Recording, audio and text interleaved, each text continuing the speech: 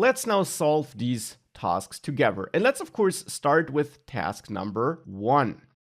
In task number 1, we want to create a new array that contains 3 hobbies. So I'll create that array, and we get various ways of doing that with the var keyword and this slightly more longer syntax, or we use the very concise syntax where I create a hobbies variable and we use the := operator to then create that array. Now here for task number 1, we need a real array. No slice, but a real array as I highlight here, and therefore we wanna define the length of that array. So the number of items that will be stored in it in advance. We also need to define the value type in advance. That's the case both for dynamic arrays, slices, and real arrays. And here, since I want to store some hobbies, so some text in the end, string sounds like a fitting name. And then you learned we need the square brackets in front of that. And since we'll have 3 hobbies, I'll add a 3 here. And then curly braces like that. Now we can set our different hobbies by accessing the different indexes and setting it like this. Or we set it all in one go and have something like sports, cooking, and reading as hobbies here maybe. And then of course we don't need a deadline unless we want to overwrite the first element. Now we created that array and we want to output that array, so with help of the format package and the println function, we can now print hobbies. And that should be task number 1. Now to see it in action, I'll run this module. So now we see sports, cooking, and reading here. This is working. In task number 2, we now want to output more data from that array. The first element standalone, and then the second and third element combined as a new list. So for that here, task number 2 involves some printing. But now I want to access the first element. And you saw the syntax a couple of seconds ago actually. We can access specific elements in an array to read or set them by using square brackets after the variable name that contains the array. And then we use the index of the element that we want to read or write to. Now the index, that's the important thing, starts at 0. So if we want to read the first element, we don't use 1, but we use 0 instead. And this will now output the first element. Now that's not all though. We should also output the second and third element combined, and for that we'll need a slice, because we learned that with a slice we can select a subset of an array and then work with that. So if you want to select the second and third element, then we want to start at the element with index 1, which is the second element, and then select everything up to another index. That index will be excluded though. So if I would write 1:2, we would not select the second and third element, which you might think, since we have the indexes 1 for the second and the index 2 for the third elements. But instead, since that element will be excluded, we would just select the first element. Instead, we need 3 here, so the index of the last element plus 1 to select that last element and include it in that slice. Or we use the shortcut and just type 1:nothing to select everything up until the end of that array. Now here I'll go for the more explicit syntax, but either of the two approaches is fine. And with that, just to quickly check that, if we run this, we now see sports, which is that first element for line 11, and then cooking and reading, which are the last 2 elements, so the second and third element for this line of code here. So that's also working. In task number 3, we should now create a slice, another slice, based on the first element, so based on that first array actually that we have here, that contains the first and second elements, instead of the second and third elements which we have here. So in task number 3, I'll add a brand new slice and now also store it in a variable, and I'll name it main hobbies maybe. create a brand new variable, and then use my hobbies array and create a new slice. Now to select the first and second elements, I want to start at the index 0 and then select everything up to index 2, since that will select everything up to the element with index 2, which is the third element, which is then excluded, so it will select the first and second element successfully. Alternatively, here we omit the 0 to start at the beginning of that array on which this slice is based, and then just go up to the third element and exclude that element. Either way, we'll select the first and second element, and with that I also show you two approaches of making that selection. And then we also want to print that so that we don't get an error, and print main hobbies here. And now if I zoom out a bit so that we have more code on the screen, if I run this code again, we do get sports and cooking here, which indeed are my first two elements. So that is also working just as it should. Now, task number 4 wants us to reslice free and change it such that we contain the second and last element now, instead of the first and the second element. Now that works because behind the scenes, a slice actually just points at a part of an array, and we can always select more from that array as long as we expand our selection towards the end of the array.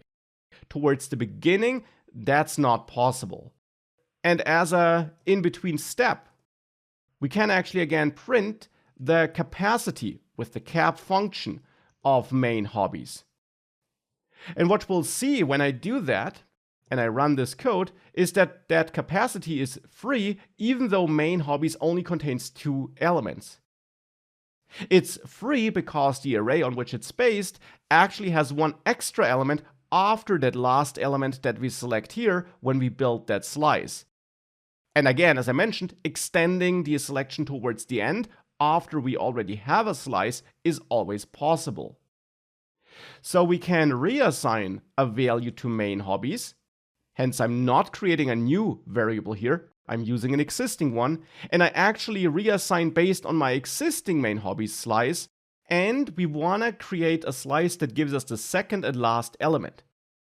Now we are basing this new slice on the existing slice. The existing slice contains the first and second element, but because we have that link to the behind the scenes array and extending towards the end is always possible, we can also expand this slice to get the last element of the existing array. Now I'm not interested in the first element anymore, and therefore I'll start at index 1 to omit that first element, which was still part of that slice before, because we included the first element here when we originally created that slice. Now I want to go all the way to the end, and you could therefore think that you can just use this shortcut, but that would actually not work. If you save it like this and you then actually print main hobbies like that, if you give this code a try, you'll see that it actually just outputs cooking. So the last element, reading, is not included. The reason for this is that I'm building my new main hobbies slice on the existing slice, and the existing slice does not include the last element here because we only selected up to the last element, so only the first 2 elements. But I mentioned that expanding would be possible, and it is, but if you do expand a slice in the process of reslicing, then you explicitly need to specify the end index. If you leave it open like this, it will use the last value from the existing slice instead. If on the other hand I set this to free, as we did it here in line 12 as well, then we explicitly tell Go that we want to go to the underlying array and give us the element prior to index 3, which is this element which has index 2, and include that in the slice. Can be a bit of a gotcha, but this is how we can now extend our selection here. With this, if we now run this code, we got cooking and reading included. So the second and third element with that reslicing approach. Now in task number 5, we now want to leave that array we worked on thus far and instead create a brand new array that has one special trait. It should be dynamic. So we should be able to add new values to it. And therefore, here I'll add my solution for task number 5. And since it's an array that will contain a bunch of course goals, I will name it course goals. That's my variable name. And to create a dynamic array, we need to create a slice right from the start and let Go create the underlying array behind the scenes for us. The syntax for that is very similar to what we had up there. The only difference is that we don't specify a length ahead of time. The syntax we need here is that we still want to store strings because our goals are still pieces of text. And we still need the square brackets, but we don't give this a fixed length. Instead, we leave the square brackets empty and then add our curly braces to either create this as an empty slice at the beginning or to already store a couple of values. And since we should create at least 2 goals here, I'll start by setting 2 goals, which are learn Go and learn all the basics, something like that. These are my course goals. And that's already task number 5. Now we can also print this to see whether that worked, and hence print course goals. Go run this, and we see our course goals here. So that is working. In task number 6, we now want to change that dynamic array, and we want to set the second goal to a different one and also add a brand new third goal. Now let's start by setting that second goal. For this in task number 6, I'll first of all access the second goal in course goals by its index with this square bracket notation, and the index here is 1 for the second goal, and we can change this to learn all the details. Something like that. Now we should also add a brand new third goal, and for this we can set course goals equal to the result of calling append. And append, as you learned, is a built-in function that operates on slices and allows us to add brand new values to slices. And here I want to append 2 course goals and append a brand new third goal, which is learn all the basics again, maybe. So we overrode learn all the basics with learn all the details, and then we add learn all the basics again as a third element. And now with that, if we print our course goals here after changing those goals, if we run that code, indeed we now see we have learn Go, then as a second goal, learn all the details, since we changed that here, and then as a brand new third goal, learn all the basics.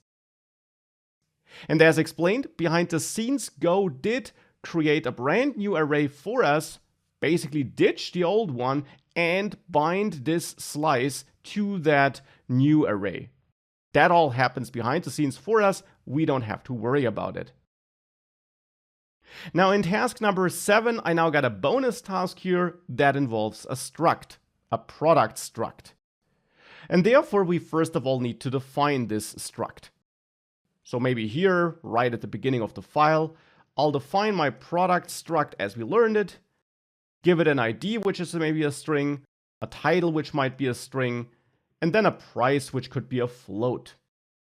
Now we got the product struct. Now I want to create a dynamic array based on that struct. I want to create a dynamic list of products that contains at least 2 products right from the start. And then we want to add a third product to that existing list of products. That might sound overwhelming, but thankfully it's actually not difficult. Here for task number 7, I'll add my products variable. And here I want to contain a dynamic array. So we need a slice. So we need empty square brackets. Then the data type is not string or float or int, but it's product. And I mentioned this before already. You can create arrays that contain structs or even other arrays. You are not limited to the primitive value types of numbers and strings. Storing structs in arrays is absolutely fine, and that's what we'll do here. So this syntax now creates a slice, a dynamic array that contains products. And we can now initialize it with some product data by using the struct literal notation here to add brand new products with an idea of first product maybe, keeping the order defined here when I set up the struct. Alternatively, we can assign values by using the keys again, but here I'll just keep the order, add a comma, and add a first product as a name here, as a title, and then as a price $12.99. Since this can get a bit tricky to read here, we are also allowed to split this across multiple lines as long as we add a comma here at the end, and then even split the struct creation into multiple lines, and also add a comma here in line 44. And now if I reformat this, this is more readable. Now that's one product. We can now copy that and add a second one. So the second product, where I say a second product, and this has a price of $129.99. And that's now my products list, my dynamic list full of product struct instances. Of course, we could have also created those instances in variables ahead of time and then just added those variables into that list, or we do it like we do it here, all in one go, just in time. Either way is fine. And now, of course, we can again print our products like that. Now, when I save that, you'll note that I have some yellow squiggly lines here that tell me that I have some redundant type here. Now, it turns out, and that is something you can't know, but it turns out that when you create such struct literals inside of such an array, which already is defined to only contain these kinds of structs, you can omit the struct name here and just create the structs like that. Since Go already knows with certainty that this list will only contain products, because you clearly define it here. So then you don't need to repeat that type name here when you create the struct instances, even though you are allowed to do it. But it's redundant, so you can shorten the code to look like this. And now with that, we're creating that list of products, we're outputting it, and hence if I run that code, we see our product list down there. Now, since it's a slice here, and hence a dynamic array in the end, we can also solve this last part of the bonus task where we should add a brand new third product. And for this, we could create the product just in time or actually create a new variable that contains it.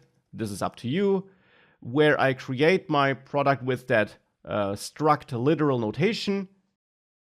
Now we need the struct name again, because here it's not clear that we'll have a product struct in this variable, because we're just creating the variable. And then here I'll give this an ID of third product as a name, and give this a price of $15.99 maybe. Don't forget the comma at the end here to be allowed to structure it across multiple lines. And then we can append this new product and change our product's variable to be equal to the result of calling append on products, where we do append this new product now. And then if we want to, we can also again print this updated products array. With that, if you save everything and you run this, you now find that updated list down there, which contains that third product. And that's now also the bonus task solved. Maybe you also were able to come up with that. Maybe not with that shorter syntax here, but with the rest of this task. And if you did, great. If you didn't, no problem at all. We haven't seen this before, and now you did see it. you now also know that you can store structs in arrays and how that works in detail.